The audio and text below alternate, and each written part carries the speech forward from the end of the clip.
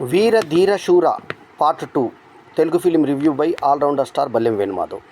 ఈ వారం ప్రత్యేకత ఏంటంటే గురువారం రోజున అంటే మార్చి 27, 2025న మలయాళం నుంచి L2 Lucifer second part Empuraan, ఆ తర్వాత తమిళ్ నుంచి వీర ధీర శూర 2 రిలీజ్లు అయ్యాయి.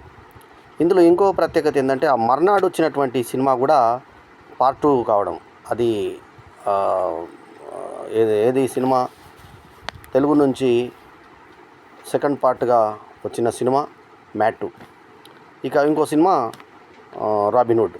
సో ఈ 3 పార్ట్ 2 సినిమాలు రావడము, 3 కూడా ఒకే స్థాయి విజయాన్ని అందుకోవడం ఈ వారం ప్రత్యేకత. కాగా ఇక కొద్దో గొప్ప బెటర్ ఏది అంటే అన్నింటిలోకి వీర ధీర శూర పార్ట్ 2 బెటర్. కాకపోతే ఇదో ప్రత్యేకత ఏంటంటే ప్రీక్వెల్ రాకుండానే సీక్వెల్ రావడం ఇంకో ప్రత్యేకత. పార్ట్ 1 రాలేదు ఈ సినిమాది, కానీ పార్ట్ 2 వచ్చింది. పార్ట్ 1 నిర్మాణంలో ఉందంట, ఇదొక వెరైటీ.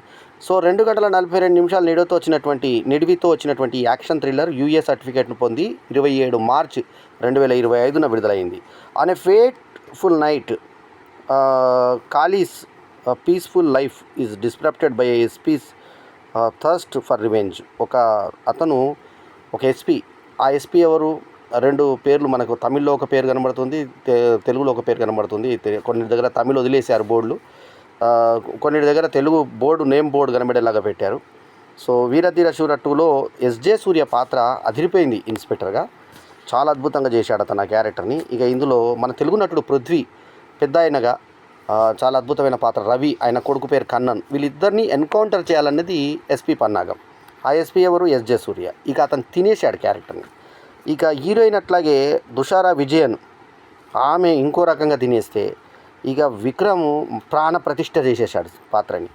అసలు హీరోయిజం ఎలాంటి ఎలివేషన్ లేదు. హీరో అసలు జీరో లాగుంటాడు హీరో. అసలు స్టార్టింగ్ ఎట్లా చూపిస్తారంటే ఒక భర్త వచ్చి భార్య మిస్సింగ్ అని చెప్పి కేసు పెడతాడు. ఆమె ఎవరింటికి పోయిందంటే పెద్ద ఆయన ఇంటికి పోయింది లాస్ట్. సో పెద్ద ఆయన ఏదో చేసి ఉంటాడు, వాళ్ళ ఫ్యామిలీ దగ్గర డిస్టర్బ్ చేయండి అని, వెళ్ళండి పంపించండి అని పంపించినప్పుడు ఇదే ఆకర్ చేసుకొని వాళ్ళని చంపేద్దాం, ఎన్కౌంటర్ చేద్దామని చెప్పి వీళ్ళు అనుకుంటే ఈ స్కెచ్ వీళ్ళకి తెలిసి కన్నను ఏం చేస్తారంటే పొద్దున్న మనం కోర్టుకు లొంగిపోదాము అని రవి చెప్పి కొడుకుని తప్పించేస్తాడు, తను తప్పిపోతాడు. ఈ నేపథ్యంలో వాళ్ళు ఒక సాయం తీసుకోవాలి, మనము పాత నేరస్తుడు మన దగ్గర ఉన్నాడు కదా, అతను సాయం తీసుకుందామని కిరాణా బడ్డు కొట్టి నడుపుతున్నటువంటి విక్రమ్ని చూపిస్తారు. అప్పుడు అతను ఒక ప్రశాంతమైన జీవితం తుషార విజయన్తో చిలిపిగా అతను కూర్చుంటుంటే పిల్లల మీద తగులుతూ ఉంటుంటా, ఆమె కూర్చొని అంటుంటుంది. మొత్తానికైతే బలవంతంగా కూర్చోబెట్టుకొని తీసుకెళ్తాడు. పాటలో సినిమాలో ఎటువంటి అసభ్యత, తర్వాత ఎటువంటి రొమాన్స్ ఏమీ లేకుండా చిన్న చిన్న ఐటమ్స్ తప్ప ఇంకెటువంటిది లేకుండా, పాటలు పద్యాలు కూడా లేకుండా చాలా జాగ్రత్తగా తీశారు సినిమాని. సో చాలా హ్యాట్స్ ఆఫ్ డైరెక్టర్కి. అయితే హీరోయిజం లాగలేదు, హీరో క్యారెక్టర్ కూడా హీరోయిజం లాగలేదు. ఎందుకంటే చివరిలో ఇతను కొంచెం నమ్మక ద్రోహం కూడా చేసిన విధంగా పోలీసులతో కలిసినట్టుగా కూడా చూపిస్తారు. అంటే హీరోయిజం అనేది కాదు, సంఘటన ఎలా జరుగుతుంది అలాగే చూపిస్తారు. అందుకే ఒక వర్డ్ రాశారు అక్కడ, ఏముంటుందంటే ఆ ఒక్క సంఘటన నెల ముందు అని ఒక క్యాప్షన్ ఇస్తారు. సెకండ్ హాఫ్ వచ్చే ముందు, ఇంటర్వెల్కి ముందు. తర్వాత ఇంటర్వెల్ బ్యాంగ్ ఎలా పడుతుందంటే ముహూర్తానికి 10 నిమిషాలు ఉంది, భోజనానికి రండి అని చెప్పేసి మనకి ఇంటర్వెల్కి పిలిపిస్తారు. అది ఎట్లా ఆకాశంలో తేలుతుంటాడు హీరోయిన్ ఏమో ఆట పటాయిస్తూ పైనుంచి లాగుతుంటుంది పెళ్లి టైంలో దుషారా విజయన్. సో అట్లా గాల్లో ఉంటాడు హీరో. సూరజ్ వెంజారమూడు, తర్వాత మన తెలుగు పృథ్వీ, రమేష్ ఇందిరా, తర్వాత పావెల్ నవగీతన్ యాక్టర్లు కాగా, ఎస్యు అరుణ్ కుమార్ రచయిత దర్శకుడు, రియా షీబు మ్యూజిక్ చేసే ప్రొడ్యూసర్ కాగా, జీవి ప్రకాష్ కుమార్ అరుదైనటువంటి మ్యూజిక్, మంచి మ్యూజిక్ని ఇచ్చాడు. ఆర్ఆర్ కూడా సూపర్గా ఉంది. తేనీశ్వర్ సినిమాటోగ్రఫీ అయితే ఇక చెప్పలేం. ఇక పర్ఫార్మెన్స్లు అయితే అదరగొట్టేశాడు విక్రమ్. చియాన్ విక్రమ్ అంటూ వేసి హీరో ఎలివేషన్ టైటిల్ తెలుగు ఇంగ్లీష్లో వేసిన తర్వాత అక్కడ చాలా క్యాజువల్గా అతన్ని చూపిస్తారు. సో చాలా క్యాజువల్గా చూపించిన అతను ఒక కిరాణా కొట్టు నడిపించుకుంటుంటే భార్య గొడవలకు పోకు అని చెప్పేసి బలవంతంగా అంటుంటే అక్కడికి దొడ్డి వేది కూడా చూపిస్తారు. హీరో వెళ్ళి లెటర్ని కూర్చుంటే అప్పుడు హీరోయిన్ వెళ్ళి అక్కడే నిలబడి మాట్లాడుతూ ఉంటుంది. బయటకు వస్తాడు, చేయి దుడుచుకుంటాడు, ఆమెకి కొంగు చేయి దుడుచుకుంటాడు, బయటకు వస్తాడు. బయటకు వచ్చిన తర్వాత పెద్ద ఆయన వచ్చి కాళ్ళ మీద పడి బతిలాడితే కొడుకుని పంపిస్తుంది. ఇట్లా చూసిరా అని పిల్లాన్ని అంటుంది, చిన్న పిల్లాన్ని, 10 ఏళ్ల పిల్లాన్ని. వాడు చూసేసి వచ్చి ఏదో గుసగుసగా మాట్లాడుకుంటున్నారు అమ్మ అంటే, ఈమె వచ్చేసరికి కాళ్ళ మీద పడి ఉంటాడు. కాళ్ళ మీద పడి ఎట్లైనా నువ్వు కాపాడాలి అని చెప్పేసి, కాళీ నువ్వు ఎలా కాపాడాలి అని అంటే, నేను బయటకు తీసుకొస్తానని బతిలాడితే సరే అని చెప్పి అందులోకి వెళ్తాడు. వెళ్ళిన తర్వాత ఇతను ఎస్జే సూర్య ఎస్పీ తరఫున పనిచేస్తున్నట్టు మనకు ట్విస్ట్ తెలుస్తుంది.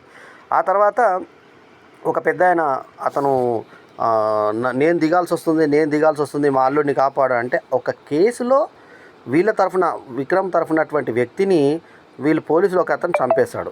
అతను ఎవరు? రమేష్ ఇందిరా యొక్క అల్లుడు. రమేష్ ఇందిరా ఎవరు? రమేష్ ఇందిరా ఒక పెద్ద top most business man type మనిషి. సో ఆ టైప్లో ఉండంగా సో అప్పుడు అతన్ని డైరెక్ట్గా వెళ్ళి అక్కడికక్కడ అసెంబ్ల్డ్ తీసుకొని పోలీస్ స్టేషన్లో ఎస్జేసరి ముంగటే కాల్చి చంపేస్తాడు రమేష్ ఇందిరాని. చంపేసి బయటకు వచ్చిన తర్వాత వాళ్ళ అల్లుడు ఎదురు నిలబడితే అతన్ని చంపేసి వెళ్ళిపోతాడు స్టైలిష్గా. సో అక్కడ ఎస్జే సూర్య హస్తం ఇతనికి ఉందని ఇతను కలిసే ఉన్నారన్నది చూపించిన తర్వాత వీళ్ళింటికి వచ్చిన తర్వాత వాళ్ళ ఫ్యామిలీ ఆడవాళ్ళందరినీ తీసుకొని రవి ఇక్కడికి వస్తాడు. వచ్చిన తర్వాత అక్కడ వాళ్ళ కోడళ్ళకి అనుమానం వస్తుంది. వచ్చిన తర్వాత ఆ కోడలు ఇతన్ని పొడిచి చంపేటువంటి ప్రయత్నం చేస్తారు. సో ఇలా భార్య ఇంతకుముందు మందు పాత్రలు ఎట్లా పెట్టాలనేది చూపిస్తారు. మందు పాత్రలు పాత పేలిపోతుంటే అతనికి ఫిట్స్ ఉంటుంది అతని అసిస్టెంట్కి, విక్రమ్ అసిస్టెంట్కి. ఆ రోడ్డు మధ్య పెడితే అక్కడికి రారు వాళ్ళ టార్గెట్ మిస్ అవుతుంది. ఆ తర్వాత ఒక వెహికల్లో ఉన్నటువంటి ఎస్జే సూర్యని వాళ్ళు చూడడము, అతన్ని కాల్చి చంపేయడం ఒకటైతే, అతను ఎస్జే సూర్యని ఏ రకంగా తప్పించాడు వీళ్ళ నుంచి అనేది ఒకటే అయితే, ఆ తర్వాత ఈ మందు పాత్రని వీళ్ళ మీద ఫిక్స్ చేసి ఎలా చంపాడు విక్రమ్ అనేది చూపించి, అంతకుముందు ఇతను దయదలిచి వదిలిపెట్టిన పెద్ద ఆయనని మళ్ళీ ఇతనే ఏ రకంగా చంపాడు, ఆ తర్వాత వీళ్ళ ఆడవాళ్ళు ఎలా మాట్లాడుకున్నారు, వాళ్ళ కూతురు క్యారెక్టర్ కూడా చాలా బాగుంది. ఆమె హార్లీకి తీసుకురా నాకు అని చెప్పి బయటకు వచ్చేసి తండ్రికి ఫోన్ చేసి చెప్తుంది, వీళ్ళే చంపారు, నాకు డౌట్ వస్తుంది వీళ్ళ మీద అని. సో ముగ్గురు తన అనుచరులు తనకేమన్నా చేశాడేమని కన్నను ఇతని ముందు బాగా తిట్టి ఎవరిని కాళీని ముగ్గురు అనుచరులు చంపిన తర్వాత కాళీని నమ్మినట్టే నమ్ముతాడు, మళ్ళీ నమ్మనట్టే ఉంటాడు. సో మొత్తానికి ఆ కన్నను చేతులు నరికేస్తాడు ఇతను. ఆ తర్వాత ఏ రకంగా వర్గ పోరాటం జరిగింది, వీళ్ళిద్దరి మధ్య ఏ రకంగా పోలీసులకు వీళ్ళకి ఏ రకంగా జరిగింది, ఆ తర్వాత ఎస్పీ ఏ రకంగా హతమయ్యాడన్నది కథ. సో ఇందులో సాధ్యాలను పక్కన పెట్టి న్యాయాలు పక్కన పెడితే హీరో క్యారెక్టర్ అసలు ఎక్కడికి పోతుందని అర్థం కాదు. హీరో ఇక్కడ హీరోనా అర్థం కాదు, మనకు విలనే అనిపిస్తుంది. ఎందుకంటే నమ్మక ద్రోహం చేస్తాడు. యజమాని నమ్మి అతని దగ్గరకు వచ్చి కాలు పట్టుకొని బతిలాడితే అతని కొడుకునే చంపడం ఏంటన్నది మనకు డైజెస్ట్ కాదు. సో మొదటి పార్ట్ చూడకుండా రెండో పార్ట్ అర్థం కావాలంటే అసలు అర్థం కాదు. అసలు ఆ ప్రీక్వెల్ రాకుండా ఇది సీక్వెల్ ఎందుకు వచ్చింది అన్నది కూడా మనకు అర్థం కాదు. కాకపోతే ఎస్టీ అరుణ్ కుమార్ రైటరు ఈ సినిమాని చాలా అద్భుతంగా తీయడంతో ఆ ఎస్జే సూర్య పర్ఫార్మెన్సు, దుషారా విజయ నటన, ఆమె అందము, పెదవులు, తర్వాత ఆమె యొక్క స్ట్రక్చరు ఈ సినిమాకి యాడ్ అయ్యాయి. అట్లాగే విక్రమ్ పర్ఫార్మెన్స్, ఆ గడ్డము, ఆ మాసిపోయిన గడ్డంతో టైపు గడ్డము, ఆ చాలా లుక్స్, కంటి లుక్స్, ఆ భయము, ఆ టెన్షను, ఆ పిల్లల్ని కాపాడుకోవాలన్న తపన. సో అతను బాంబ్స్ వాడే తీరు, మందు పాత్రలు వాడే తీరు, ఆ తర్వాత గన్స్ వాడేటువంటి పద్ధతి, ఆ పోలీస్ స్టేషన్లో ధైర్యంగా వెళ్ళిపోయే పద్ధతి, అవన్నీ చూస్తే హ్యాట్స్ ఆఫ్ అనిపిస్తుంది. ఈ వారం విడుదలైన సినిమాల్లో ఎంపరాన్ కన్నా, తర్వాత మ్యాడ్ స్క్వేర్ కన్నా, రాబిన్ హుడ్ కన్నా కూడా ఇది ఉత్తమ శ్రేణిలో ఉండి ఈ వారం టాప్లో 27-28 తారీఖులలో విడుదలైనటువంటి రెండు డబ్బింగ్ సినిమాలు, ఒకటి మలయాళం నుంచి ఎంపిరాన్ వచ్చింది, తమిళ నుంచి ఈ సినిమా వచ్చింది వీరధీర శూర 2, తర్వాత తెలుగు నుంచి డైరెక్ట్గా 2 సినిమాలు 28 శుక్రవారం రోజు దూకే, ఒకటి ఏమో మ్యాడ్ 2, రెండోదేమో రాబిన్ హుడ్. ఈ 4 సినిమాలలోకి బెస్ట్ సినిమాగా వీరధీర శూర 2గా చెప్పుకోవచ్చు, పార్ట్ 2. ఇది సినిమా చాలా ప్రత్యేకంగా ఉండి, ముఖ్యంగా సంగీతము కూడా జీవి ప్రకాష్ కుమార్ది ఒక స్థాయిలో ఉండి సినిమాను ఒక స్థాయికి తీసుకెళ్ళింది. దీనికి మళ్ళీ చెప్తున్న దుషారన్ విజయన్ను, విక్రము, ఎస్జే సూర్యతో పాటు తెలుగు నటుడు పృథ్వీ, మరి అతనికి ఇంత పెద్ద పాత్ర ఎలా దొరికిందో తెలియదు, అద్భుతంగా చేశాడు అతను. పాత్రను నిడివిని కూడా చాలా బాగా చేశాడు. అట్లాగే కొంచెం పాత్ర అయిన రమేష్ ఇందిరా కూడా చాలా అద్భుతంగా పండించాడు. అట్లాగే పావెల్ నవగీతం కూడా ప్రతి ఒక్క నటుడు బాగా చేశాడంటే డైరెక్షన్ బాగుందని అర్థం. ST Arun Kumar direction. ఇక చియాన్ విక్రమ్కి మంచి పాత్ర దొరికితే ఏ రకంగా తినేస్తాడనేది శివపుత్రుడు తర్వాత మరోసారి అంత గొప్ప సినిమాగా వీరధీర శూర 2 చూడాలి. లాజిక్స్ పక్కన పెట్టి, కథలో ఉన్నటువంటి లోటుపాట్లు పక్కన పెట్టి, ఇది సాధ్యాలు పక్కకు పెట్టి, ఉచ్చనీచాలు పక్కకు పెట్టి, అంటే న్యాయం ధర్మం అనేది పక్కన పెట్టి, ఎందుకంటే న్యాయం ఉండదు ఈ కథలో.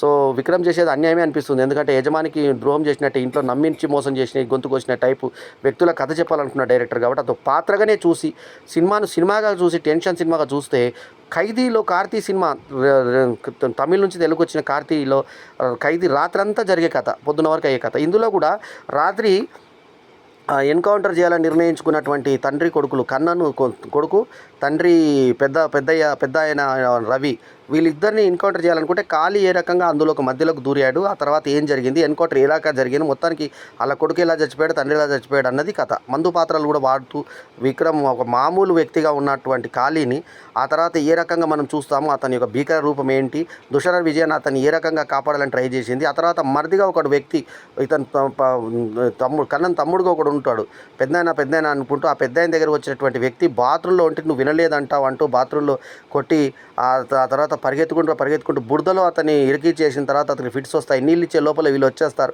అనుమానం వచ్చేది. ఆ టెన్షన్ ఏదైతే క్రియేట్ చేశారో ఆ నైట్ లోపల జరిగే కథగా ఆ ఎస్వి అరుణ్ కుమార్ రాసుకున్నటువంటి ఆ పకడ్బందీ స్క్రీన్ ప్లే, పకడ్బందీ కథకి అద్భుతమైన పర్ఫార్మెన్స్లు పడ్డప్పుడు హ్యాట్స్ ఆఫ్ అనిపిస్తుంది. ఎందుకంటే పర్ఫార్మెన్స్ల కోసం ఎన్నిసార్లు చూడొచ్చు, కథకి 2 సార్లు చూడలేము, పాటలకు 2 సార్లు చూడవచ్చు, కానీ టెంప్టేషన్స్కి 2-3 సార్లు కూడా చూసినా తక్కువే అన్నట్టుగా విక్రమ్ నటన, ఎస్జే సూర్య నటన ఉండి సినిమాను దుషార విజయానికి వీళ్ళు ముగ్గురు కూడా అగ్రస్థానంలో విక్రమ్ కాగా, తర్వాత దుషార విజయన్, తర్వాత ఎస్జే సూర్య అయితే తెలుగులో కూడా తనే డబ్బింగ్ చెప్పి, విక్రమ్ కూడా తెలుగులో డబ్బింగ్ చెప్పి వాళ్ళ యొక్క క్యారెక్టర్స్ని పైకి లేపారు. వీరధీర శూరకుటే నేను ఇచ్చినటువంటి rating 4/5 is my review rating. ఈ సినిమాకి ఇంకొన్ని మైనస్లు అంటే కథాపరంగా కొన్ని లోపాలు లేకపోతే 4.25 ఇచ్చే లెవెల్ సినిమా ఇది, కానీ అవన్నీ దృష్టిలో పెట్టుకొని నేను ఇస్తున్న rating 4/5 is my review rating. ఈ రివ్యూ కనుక మీకు నచ్చితే ఈ వారం టాప్ సినిమా ఇదే. సో మా ఛానల్కి సబ్స్క్రైబ్ చేయండి. ఎల్లప్పుడూ మీ ఆదరాభిమానాలు ఆశించే మీ ఆల్రౌండర్ స్టార్ బల్లెం వేణుమాధవ్.